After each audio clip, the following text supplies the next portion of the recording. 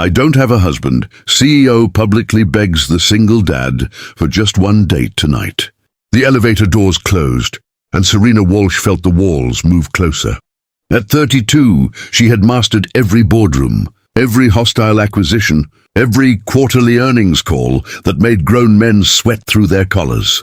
If you believe in kindness, second chances, and the power of small moments to change lives, please like, comment, share, and subscribe to Kindness True Stories. Also, tell us in the comments, where in the world are you watching from?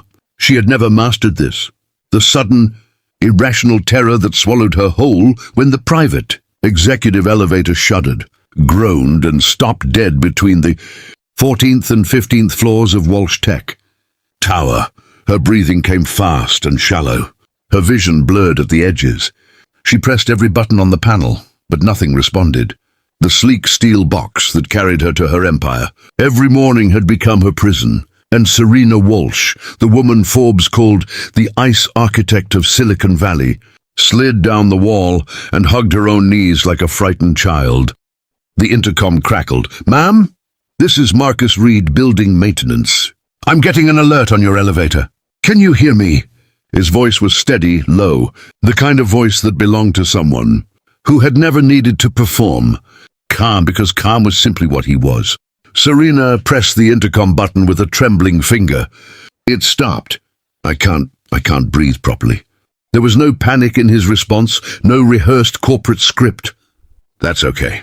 You're breathing right now, which means your body is doing its job. I want you to press your back flat against the wall. Feel how solid it is. That wall isn't going anywhere. Neither are you." She did what he said. Something about the instruction cut through the fog. "Good," he said.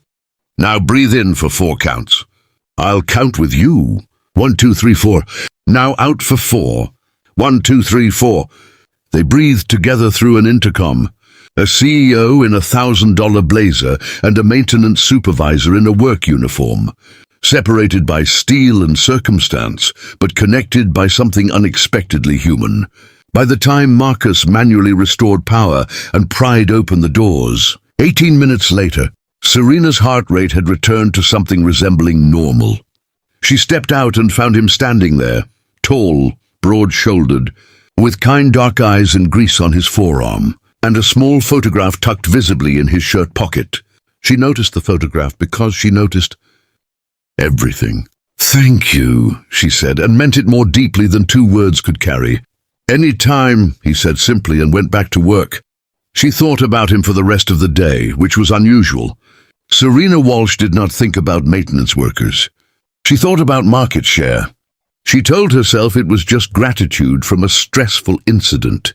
Then she found a reason to walk through the building's lower floors the next morning, and the morning after that. On the 3rd morning, she found Marcus in the lobby atrium, crouched down, helping a small girl tie her shoelace. The girl was 6 years old with pigtails and round, serious eyes, and she was clearly his daughter because she had his same unhurried steadiness. "This is Lily," Marcus said, looking up without surprise, as if he had expected Serena to appear.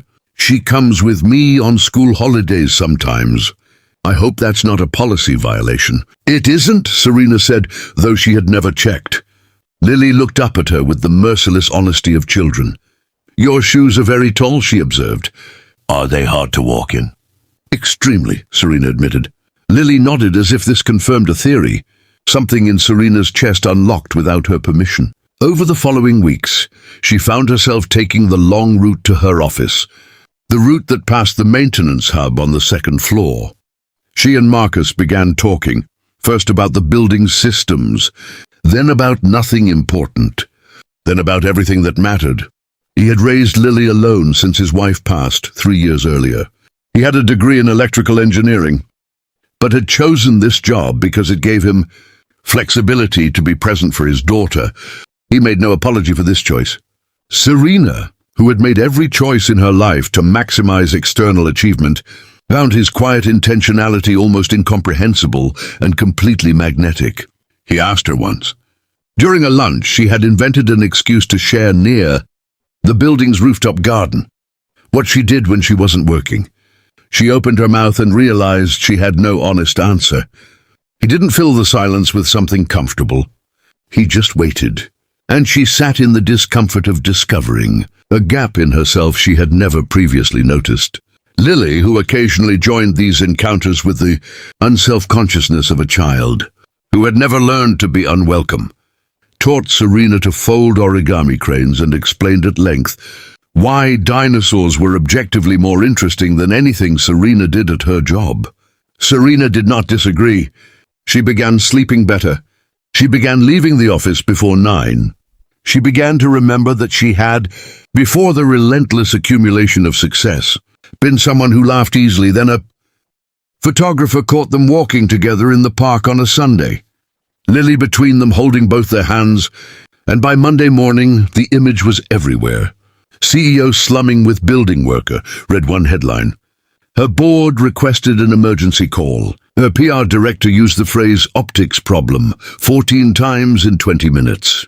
Serena listened to all of it and felt, for the first time in her career, entirely clear. She walked into the press conference. Her communications team had arranged for her to issue a clarifying statement, stood before 40 journalists, and said the following without notes. I have spent 10 years building a company that measures everything. Revenue, growth, efficiency, output.